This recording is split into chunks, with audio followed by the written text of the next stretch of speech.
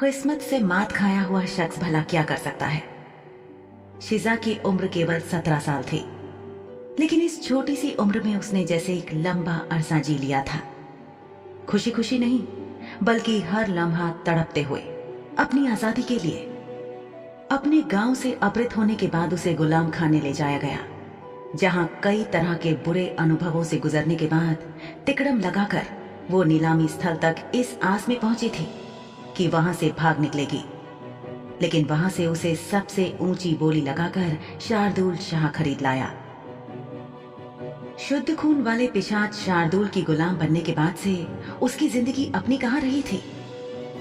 हर वक्त एक खौफ का साया उसके ऊपर मंडराता रहता था कि न जाने कब उसका मालिक खफा होकर उसका सिर शिजा के धड़ से उड़ा देगा। अपने पल में तोला पल में माशा स्वभाव वाले मालिक के कहने पर शिजा लाहौर के आगे चंगा मंगा के जंगलों में लगने वाले काला बाजार में अपने लिए जूते खरीदने आई थी। यही वो जगह थी जहां से नीलामी में शार्दुल शाह ने शिजा को खरीदा था। इस बाजार में सजी दुकानों को देखकर मचलने की जगह शिजा ने एक गुलाम को अपनी पिशाचनी मालकिन से सरेआम धातु के चाबुक से पिटते हुए देखा। उसका दिल धक से रह गया। इतनी यातना। लेकिन उसके मालिक ने कहा कि गुलामों का शरीर ही नहीं, उनकी सोच और भावनाएं भी मालिक खरीद चुके होते हैं। गुलामों को किसी और से प्रेम करने का कोई हक नहीं होता। ये बात शिजा के गले के नीचे अभी ठीक से उतरी भी नहीं थी कि उसने पिंदा को देखा। वही पिंदा जिसने उसके साथ नीलामी से पहले और नीलामी के दौरान बदतमीजी की थी और शार्दुल ने उसकी उंगलियां काट डाली थी। शिजा ने देखा कि वो आज भी नीलामी करवा रहा था। अलीना नाम की खूबसूरत कमसिन लड़की को रुपेश नाम का सभ्य विनम्र पिशाच खरीद ले गया।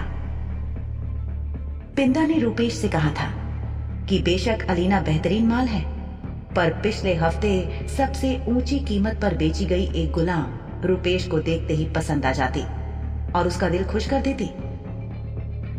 उस गुलाम लड़की के 5000 सोने के सिक्कों में बिकने की खबर से रुपेश को लगा कि न जाने कितनी हसीन लड़की उसके हाथ से निकल गई। खूबसूरत तो अलीना भी कम नहीं थी, सो रुपेश उसे लेकर अपने घर चला आया। अपने कमरे में ले जाकर उसे बिस्तर पर बैठाया। कुछ देर में अलीना को लगने लगा कि वो खुशकिस्मत है कि उसे रुपेश ने खरीदा है। गुलामों के साथ पिशाच मालिकों की निर्दयता के किस्से उसने भी सुने थे, पर रुपेश बहुत सौम्य था। तभी रुपेश ने उसके बाल खींचे और उसके बाद उसे बिस्तर के बीचों बीच पटककर उसके साथ जबरदस्ती शुरू कर दी। किसी तरह उसके चंगुल से बचकर दरवाजे तक पहुंचकर भागने की आस में अलीना ने दरवाजा पीटना शुरू कर दिया। शोर से गुस्साए रुपेश ने पहले उसे रोका, पर जब वो नहीं मानी तो जोर से उसका सिर दरवाजे के साथ वाली दीवार पर दे मारा। रुपेश ने फर्श पर निढाल गिरी अलीना की ओर देखा। उसके दिल की धड़कन चल रही थी, यानी कि लड़की अभी भी जीवित थी। दीवार की ओर चलते हुए उसने अपनी उंगली को लड़की की कनपटी पर रखा और अपनी उंगली की खूनी नोक को अपने मुंह में डाल लिया। आंखें बंद करके उसने खून का स्वाद चखा। लड़की के बच जाने पर उसे आश्चर्य हो रहा था। अपने कमरे के दूसरी तरफ गुसलखाने में जाकर उसने एक गुप्त कोठरी के दरवाजे को धक्का दिया। इस दरवाजे के अंदर एक और दरवाजा था जिस पर ताला था। रुपेश ने ताला खोला जिससे वो अंदर जा सके। ये दरवाजा खुलते ही रास्ता दिखाई देने लगा। रुपेश लड़की के पास वापस चला गया। उसे एक पैर से घसीटता हुआ अपने गुसलखाने से होते हुए उस गुप्त कमरे में ले गया। हल्की फुल्की अलीना को इस तरह खींचकर ले जाने में उसे कोई मशक्कत नहीं करनी पड़ी। इस गुप्त कोठरी के बारे में उसके नौकरों को भी पता नहीं था। कोठरी में कोई खिड़की या रोशनदान नहीं था, केवल एक लालटेन जल रही थी। रुपेश ने लड़की के पैरों को जंजीरों से बांध दिया, फिर नीचे फर्श पर पड़ी अलीना को देखा। ये गुलाम कितने प्यारे लेकिन कितने जटिल जीव होते हैं। चुपचाप अपना दुर्भाग्य स्वीकार क्यों नहीं कर लेते? बेकार इतना कुछ सहते हैं। उसने उसके पैरों को जंजीरों से बांध दिया था। एक कमरा जिसमें कोई खिड़की नहीं थी और केवल रोशनी थी, जो कभी कभी जलाई जाने वाली लालटेन थी। उसने लड़की को नीचे देखा। गुलाम, वे इतने सुंदर थे, मनुष्य को अपने आप समझते थे। उन्हें बस इतना करना था कि वे अपने जीवन के तथ्य को स्वीकार कर लें। और जो गुलाम रुपेश अपने लिए चुनता था, अक्सर वे स्वभाव में जटिल होते थे, विद्रोही होते थे। वो इन्हें इसलिए खरीदता था ताकि वो गुलाम उसकी बात का विरोध करे और रुपेश धीरे धीरे उन्हें तड़पा सके, उन्हें यातना दे सके, बार बार उन्हें रोते और मदद के लिए चिल्लाते हुए सुन सके। रुपेश के कमरे की दीवारों के बीच उन गुलामों की चीखों की गूंज दब कर रह जाती थी। वैसे भी यहाँ उसके अलावा सुनने वाला और कौन था? और ये खुद तो उनके दर्द का लुत्फ उठाता था। अलीना के प्यारे चेहरे को घूरते हुए रुपेश को याद आया कि आज नीलामी स्थल पर बोली लगने से पहले नीलामीकर्ता ने उसे बताया था कि एक और गुलाम थी पिछले हफ्ते जो बहुत विद्रोही थी और वो उसके लिए एकदम सही होती। पूछताछ करने पर पता चला कि वो गुलाम बिक गई थी और न केवल बेची गई बल्कि भीड़ में सब उसी के बारे में बड़बड़ा रहे थे। रुपेश ने जो कुछ सुना उसके मुताबिक वो गुलाम 5000 सोने के सिक्कों की ऊंची कीमत पर बिकी। इस बात ने रुपेश को परेशान कर दिया। एक अदना सी गुलाम की इतनी कीमत, पर वो जरूर इसके लायक रही होगी। लेकिन रुपेश को यह नहीं पता था कि अगर शार्दुल शाह नहीं होते तो लड़की को 1000 से भी कम सोने के सिक्कों में बेचा जा सकता था। गुसल खाने का स्लाइडिंग दरवाजा बंद करके पिशाच अपने कमरे में दीवारों पर लगे खून को देखने आया। खून की गंध से उस पर नशा छाने लगा। वो उस गंध का आनंद लेने लगा। किसी महंगी पुरानी शराब के नशे में झूमते इंसान की तरह वो पिशाच खून की गंध के नशे में झूम रहा था। कुछ बूंदे खून की अपनी जीभ से चाटकर और कुछ कतरों को सूंघकर वो एक विक्षिप्त सी मुस्कान के साथ अपने बिस्तर पर आंखें बंद करके लेट गया। शार्दुल, जो शिजा के लिए जूते खरीदने के लिए उसे यहाँ काले बाजार में ले आया था, उसने शिजा को अपने लिए खरीदे गए कपड़ों का एक बड़ा सा थैला संभलवा दिया था। शिजा ने अपने मालिक के बारे में एक और चीज आज जानी।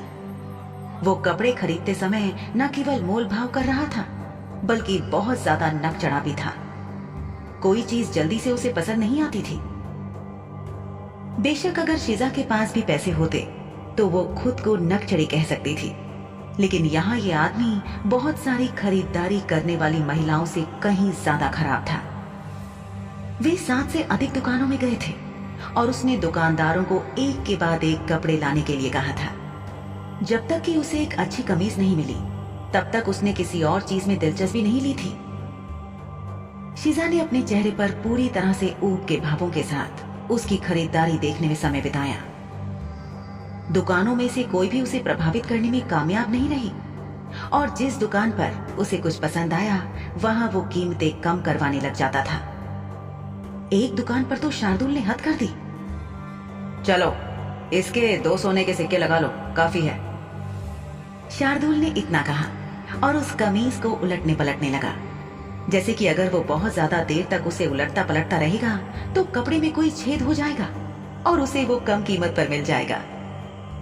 शिजा ने अब अपना चेहरा छुपा लिया, इसलिए नहीं कि वो एक गुलाम थी, बल्कि इसलिए क्योंकि वो अपने मालिक के व्यवहार से शर्मिंदा थी। तभी दुकानदार बोला, कैसी बात कर रहे हैं शाह साहब, आप तो कपड़े के पार की हैं।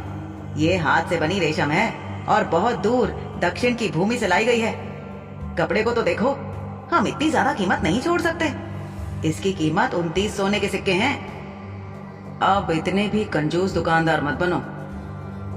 शार्दुल द्वारा इस्तेमाल किए गए शब्द पर शिजा की आंखें चौड़ी हो गई और अगर दुकान के कर्मचारियों की अनुमति दी गई होती तो वे शार्दुल को खरी खोटी सुना देते, लेकिन उन्हें अपने ग्राहकों के प्रति विनम्र होना सिखाया गया था और शार्दुल शाह वह ग्राहक था जिसे कोई भी खोना नहीं चाहेगा।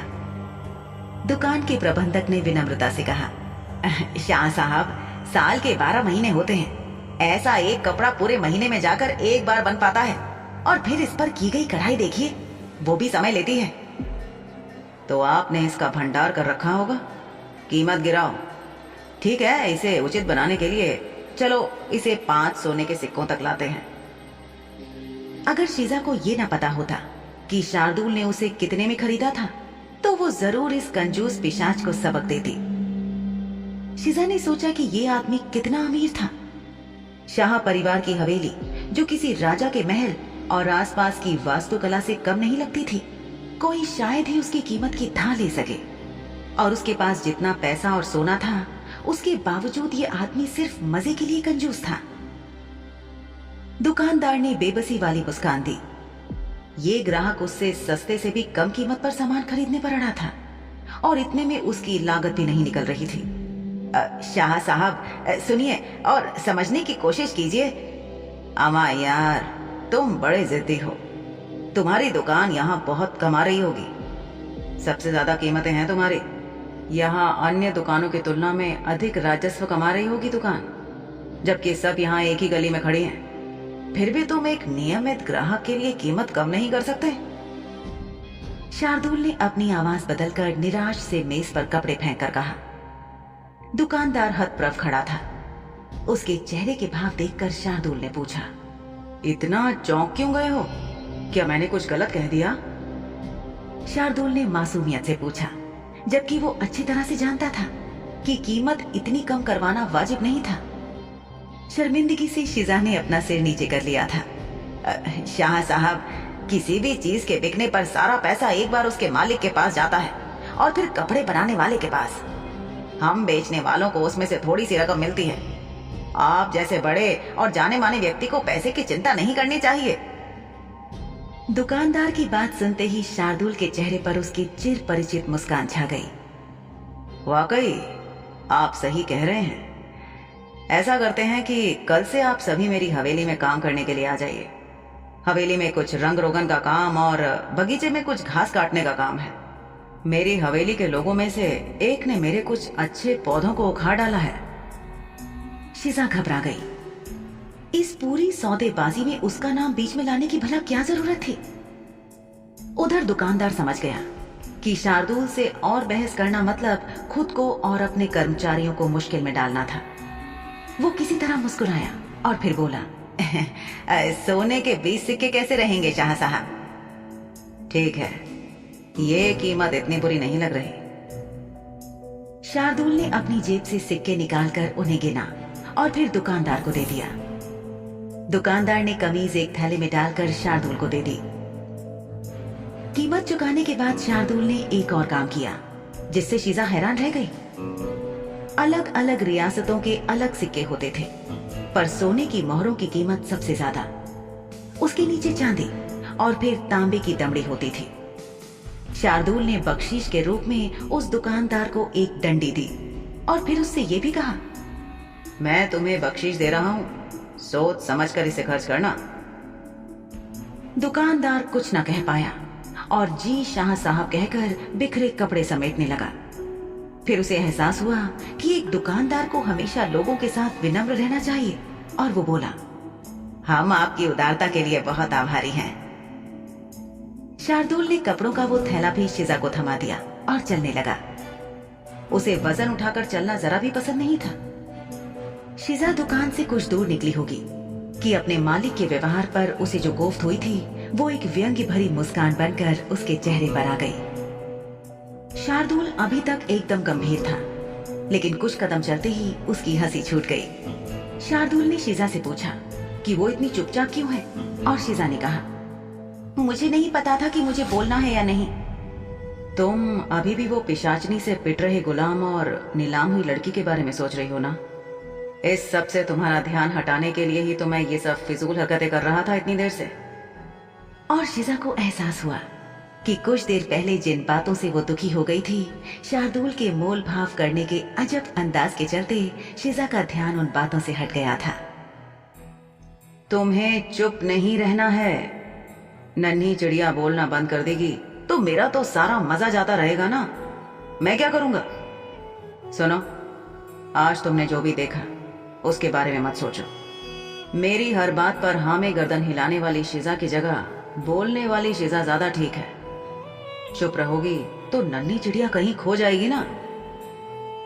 शार्दुल शाह अपनी गुलाम का मूड ठीक करने के लिए जतन कर रहा था। ये बड़ी बात थी। मुझे हाँ में हाँ मिलाने वाले नौकर तो बहुत मिल जाते। शाह हवेली में कितनी सारी नौकरानियां हैं, पर वो सब की सब कितनी उबाऊ हैं। शिजा को वो किस्सा याद आया जब उसे शार्दुल से बारिश वाली सर्द रात में खरपतवार तोड़ने की सजा मिली थी।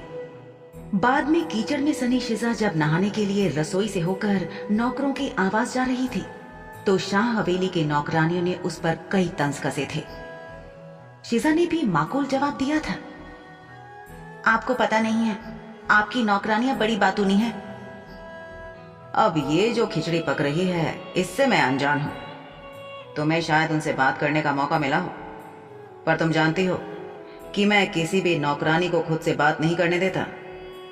वो अपना काम करती हैं।